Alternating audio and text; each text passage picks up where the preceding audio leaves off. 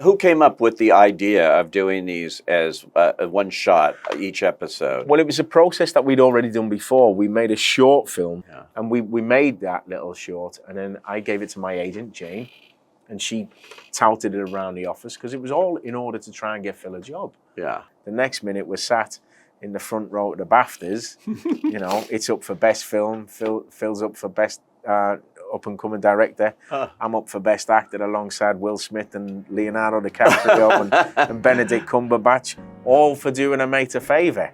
Do you know what I mean? Yeah. So it just shows you what the possibilities can be.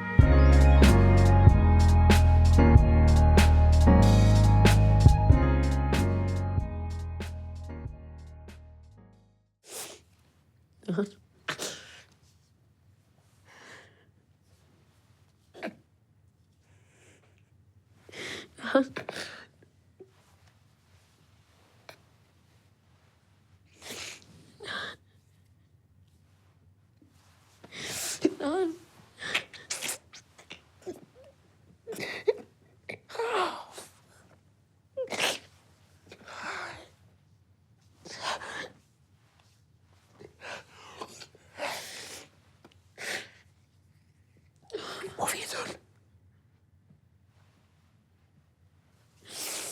What have you done?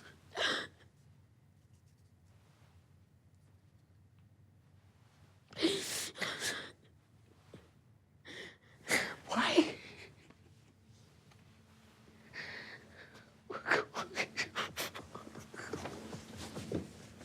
Nothing possible.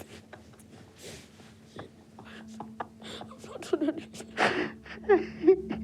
Welcome to Behind the Lens. Today he is an actor you recognize from so many things, and I don't know how he has the time to do all of this stuff. It's just a remarkable filmography.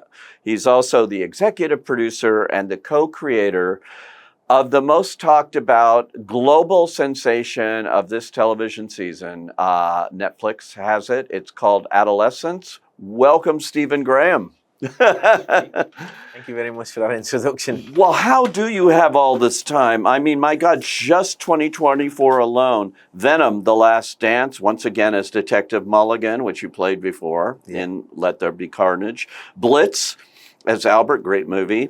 Modi, 3 Days on the Wings of Madness. Buffalo Kids, Young Woman in the Sea, and Adolescence, all in 1 year. Well, it seemed like 1 year, but you know yourself, you do these things 4 or 5 years ago, and they take time to be made. So I've been very blessed. I've been rather busy. So. Oh my God, yeah, with incredible movies and television, Peaky Blinders, Matilda, Greyhound. I understand they're doing a second Greyhound now with Tom Hanks. I think so. I can't really say, but you're going to be possibly, in it. Possibly. That was a great movie. It was a lot of fun to do. Yeah, Tom was wonderful. Tom's he's an amazing guy he's a lovely too. Man. Really lovely man. He works a lot as you do. Three films for Martin Scorsese: The Irishman and Gangs of New York. Wow. Boardwalk Empire as well. That was kind of Band of Brothers, Snatch. I could go on and on. But I got to tell you, Adolescence. Whoa! I couldn't stop watching it. It's just 4 episodes, obviously, but riveting. I haven't seen anything quite like it, and I don't think the world has, because this is a giant global sensation. Yeah, and obviously, look, when you make these things, you know yourself within our industry, you never have those expectations. Yeah. We made it, and it's really a kind of very colloquial British story, which obviously must have resonated and had those universal themes that every parent must, have the fear of God put into them in these situations. You know what I mean? So we really didn't. When we made it, we knew that we were making it with love and respect and compassion to the subject, you know what I mean? And we just wanted it to be as truthful and as honest as we possibly could. So we never expected it to have this kind of, it's like we made a beautiful little gemstone with a lot of love and a lot of care, and we threw it into a pond, and we thought it might ripple a little bit, but it just seemed to send out a tidal wave. Do you know what I mean? Well, you have a production company with your wife, Hannah. Yeah. who is a major producer and Yeah, she's phenomenal. Matriarch Productions. Yeah, we set it up a couple of years ago, and she's the brains behind the whole operation. and you're the creative because you co-created this with Jack, right? Yeah. Yeah. It was an idea I had. Myself and Phil. We were approached by Plan B and Jeremy and Jeremy Kleiner Jeremy and Kleiner. of course Brad Pitt's company and Dee Dee Gardner. Well, they'd watched Boiling Point, and they approached Phil. Another show you created. Well, another show that I was in, Phil. That was Phil's first feature.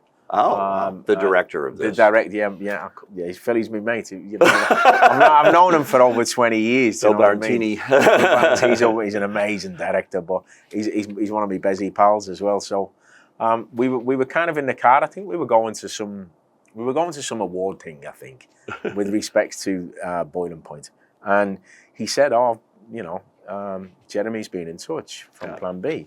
They love the film. They were hoping maybe we could create something together with a one-shot format." And I was like, okay, that sounds great, but I don't want it to be about one specific character. And I had an idea. I was influenced by kind of real life events that had actually happened. Specifically, there was one incident. There was a young girl in Liverpool who was stabbed to death, and it was kind of like a month before Christmas, at like 5 o'clock in the afternoon. She was a young girl, and there was 3 lads, and one of them stabbed her to death. And I just remember reading that, and it really hurt my heart. Do you know what I mean? And then there was another incident where a young girl was lured into a park, and again, she was stabbed to death. And I just thought, what's happening with our society today where this is happening? So that was kind of the idea. It was one of those things, you know, it was not thought out completely. It was just, you know, I think musicians, they say they pulled it from the ether whenever they write a song or something like that. Right. So it kind of just came to me in that specific moment. And then, I don't know, do you remember the kind of dot-to-dot things when we were kids where you join the dots? Oh, sure, yeah. So I kind of had this dot-to-dot perspective of this of this 4-episode thing, and I knew that the man who could write it would be no other than Jack Thorne, who I think is a wonderful writer. Right. And he writes the human condition beautifully.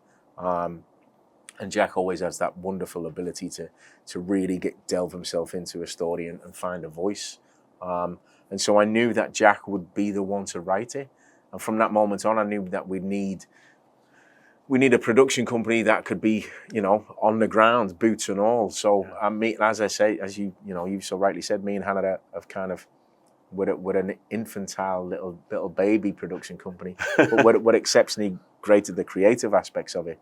But I knew that Mark Herbert from Warp and Emily from Warp Productions would be necessary for us to make this, because they have all the logistics and they know how to kind of get stuff done and get stuff made, especially boots on the ground.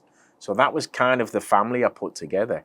And then it just kind of moved from there, do you know what I mean? As a veteran actor, it's so amazing to watch you now branch out and actually bring these projects, that your ideas to life. I'm in SAG, and I saw a SAG interview, which was very, aimed at actors. But I loved one line you said there: advice to actors: be on time, know your lines, and come up with an idea. Yeah. Man, did you come up with an idea? I'd love to take credit for that particular quote, but I got that quote from Tom Hanks. So I owe it to a master. So it's passed on from generation to generation. Yeah. Well, it certainly works. It does. It does. And, that's the least of all we could do, because I feel like and that was kind of, look, we found some wonderful young talent on this show. Yeah. Some amazing young talent, specifically Owen Cooper. Oh, do you know what unbelievable. I mean? He is the kid at the center of it who is accused of killing this girl. Murder. Young girl. And again, we had practically, I'm going to say, a nationwide search to find this one young man who. And has he acted before? He was a member of a drama group in Manchester called Drama Mob, and they were a great little, they're a great little company, and they produce young actors and stuff. But he'd never done anything professional. Oh wow. He'd never, he'd not done an advert. He'd never done a school play. He'd never done anything in that respect from a professional capacity.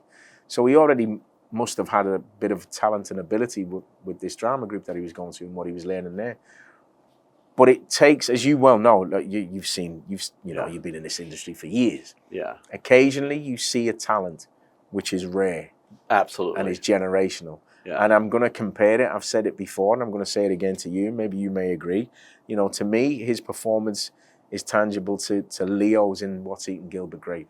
Yes. Because Oh, at that age, do you know what I mean? To find a Exactly. talent at that age yeah. who was just so free and so amazingly beautiful in what they do, and so present and so real and so believable. He's phenomenal. And the structure of Adolescence gives him, not just as a normal actor making a movie or something the way you normally do. Yeah. These are, all 4 episodes are one shot One each. One shot, once. Okay, this is like demanding for any actor. Of course, yeah. Yeah. Well, yeah. And the beauty about him was because of his age as well. He was like, oh, this is the way it is then. This is what happens. This is the way it is. So he went. He dived off the cliff, basically. Do you know what I mean? In full abandonment and full joy of like, this is the process. This is what we do. But again, the kind of, it just shows you the making of him, and with respect to the family that he comes from. His mum and dad are wonderful, really wonderful, and he's from a lovely, lovely family and a lovely caring family. And he turned up because, you know, we auditioned quite a lot of young lads, and we knew that there was something there because he turned up, and especially for episode 3, which they shot first. We shot episode 3 first. That's the grilling by the psychologist there. By the wonderful Erin Doherty, who's fabulous. Phenomenal, isn't yeah, she? and it's the two of them. Yeah, it's a beautiful two-hander. It is an absolute beautiful two-hander. Yeah. And again, my note to, when I explained this to Jack, I said, Jack, look, what I would like within this is, conventionally we would see the first time that they meet in a conventional drama, and rightly so. But I said to Jack, what I would like in this, I'd like it to be like the 5th or 6th time they've met, maybe the last time they're going to meet before she has to make a decision and give it to the prosecution to see if he's eligible to stand trial. So what was great about that is Jack then went, okay, and I went, so all I want you to do, Jack, no pressure, I just want you to write me your version of a David Mamet play. And he was like, is that okay? And then he went away and he wrote, you know, we bounced some ideas together and some notes, but that was basically it. And he went away and wrote that beautiful, Oh my God, it's just episode. riveting. It works so amazing, the camera. Some of the episodes, the one with Ryan, the character Ryan, the young actor there, he's Kane. Yeah. Oh my God, Yeah. he was great He was too. great, wasn't he? You know, but the way Again, never done anything before. he hadn't. Oh No, my God. no. But the way that And he lived just round the corner from where we were filming. So Wow. That was the other thing, to try and have local talent involved. You know what I mean? Oh my God! And of course, he plays his friend, but you know the way the camera goes and the chase and through the school and up and around and everything. And this would be like, you know, a month on a movie, major movie. And you know, I don't even know how he got the camera moving and you know to pull this particular episode But off. it takes a lot of practice.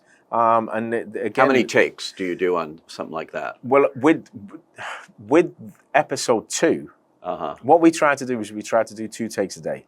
Yeah. So you try and, you know, you do a take in the morning, you reset, and then you do a take in the afternoon. Because I think episode 2 was maybe 52 minutes or something like that. Yeah. So what we managed to do then was, with episode 2, there was a lovely idea actually that Toby from Netflix, one of our producers from Netflix, he came up with an idea he came up with an idea on the Wednesday. Yeah. He said, look, it's really good and it's looking great. But you know the way the drone flies off and it goes over and we're going to have the song on and the drone just carries on. Yeah. He said, I love that and I think it's great. But I think we need to reconnect with Eddie. So is there a chance, this is on Wednesday, Yeah. is there a chance where the drone can come back down and we can see Eddie by the you know, Your character. Yeah, Yeah. see Eddie by where the girl was murdered, where our lead, you know, our poor girl was Oh my was God. murdered, and it was like,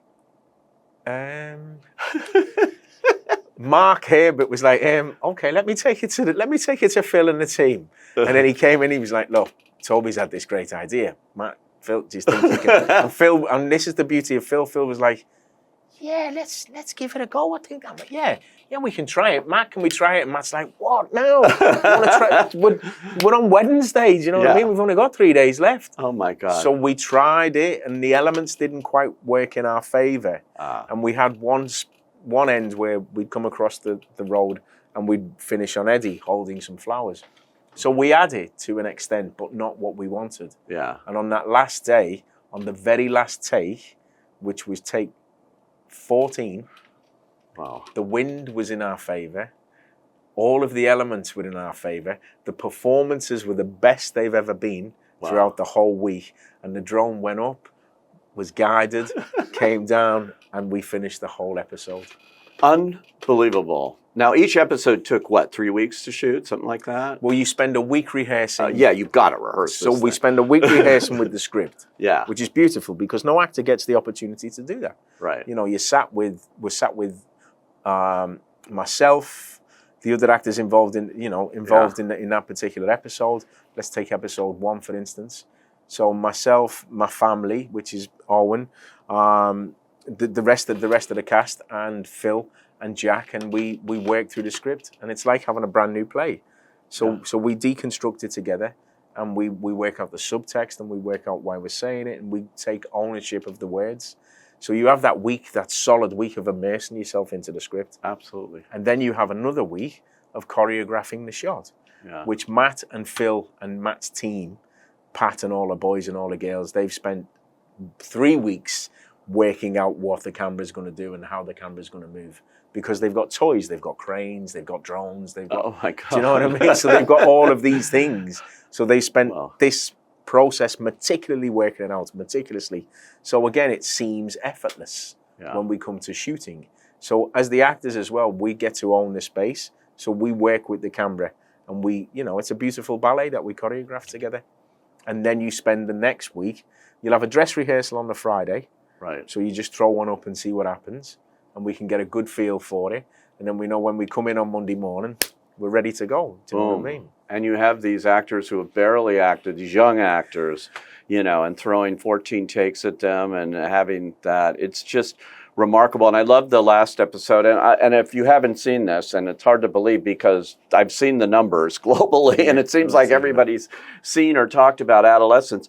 But that scene with the family, it's just the family. It's the aftermath, the 1 year later, and it's heartbreaking. Thank you very much. It truly is. It's your birthday, your character's birthday, and you're going to go to a movie and all this stuff, and then things happen, and it's just extraordinary in every way. And it's no surprise to me that the British government has gotten involved, and they are recommending the show and trying to do something with it, right? Yeah.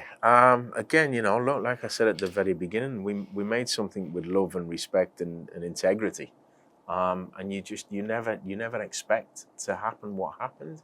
And I think we just caught something in the zeitgeist at that particular moment. You know what I mean?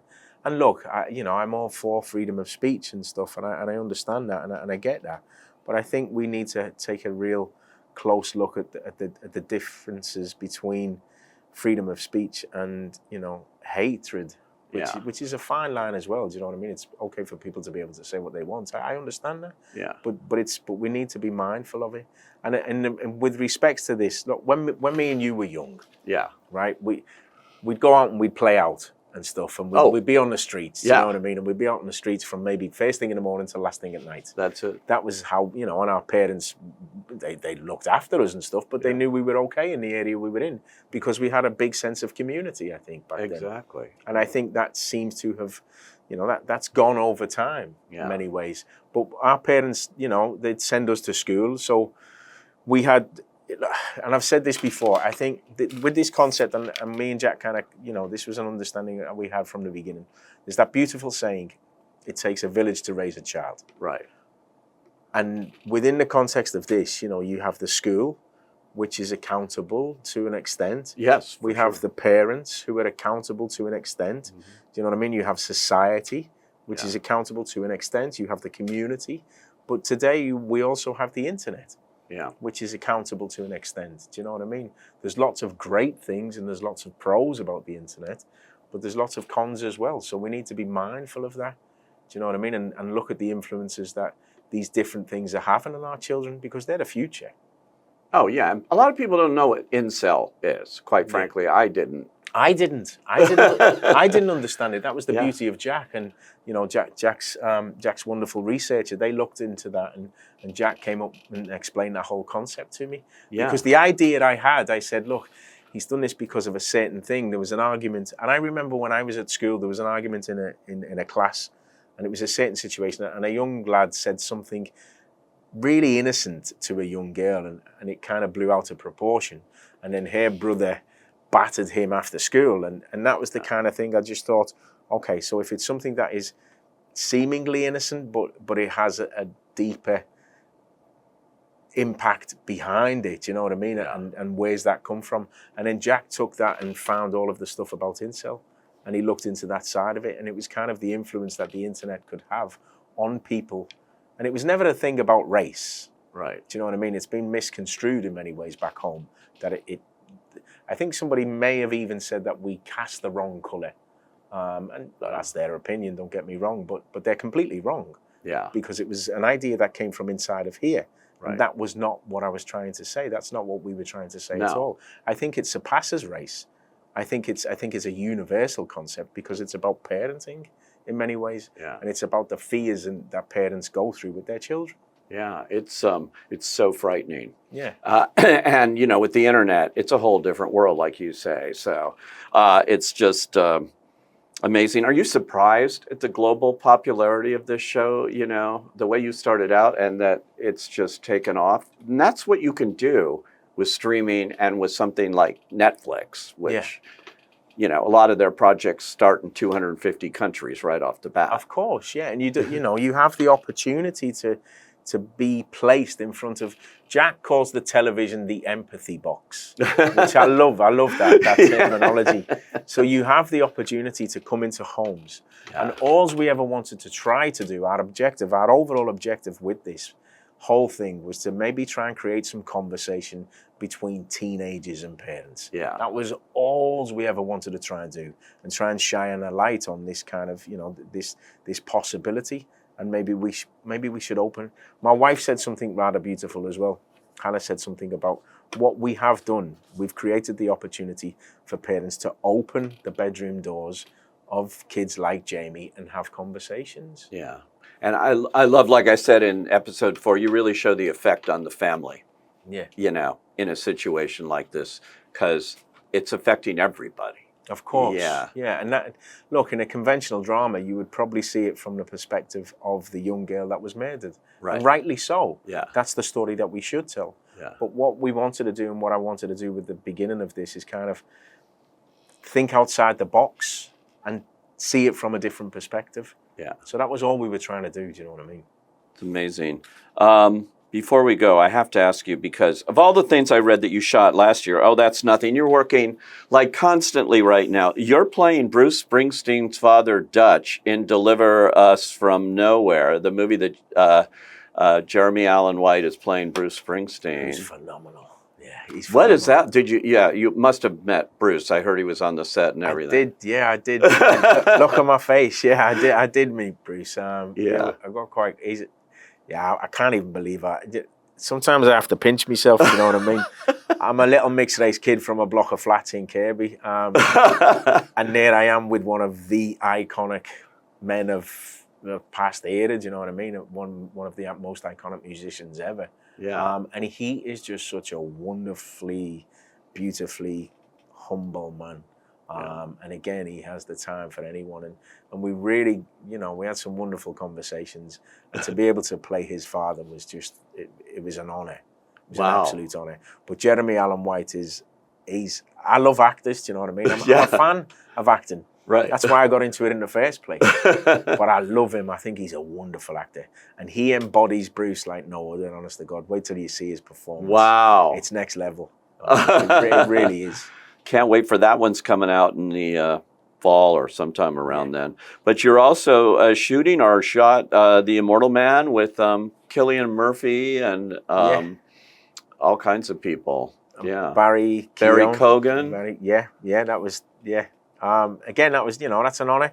I'm a massive fan of Cillian. I love Cillian. Again, he's a wonderful, wonderful, wonderful human being and a fantastic actor. So when you're asked to, it's like, look, you're asked to go and play football with them. Do you know what I mean? So Yeah. when you're asked to join that team, you just polish your boots and get ready. That's the way I see it. That's so great. What else you got going on? A couple of bits and bobs, nothing that I can say. Okay. Hannah's very busy. We've got a couple of possible projects that are in development. So Yeah. we're doing okay. You're going to keep up this creator thing, though. Keep coming Yeah. up with the idea. It's one of your 3 things that's important for actors. Yes, and also then with that, hopefully, I can create opportunities Yeah. for, for other people who in front and behind the camera, people who are like, from similar backgrounds to myself who might not normally get these opportunities. Hopefully I can, we can try and, I think it's important that you only keep what you have by giving it away. So maybe we can create those opportunities, do you know what I mean? Definitely have done it with this one. Adolescence is on Netflix. You can see it now. And thank you so much for joining us on Behind the Lens, Stephen Thank you very Graham. much. Thank you. Thank you, sir. Thanks.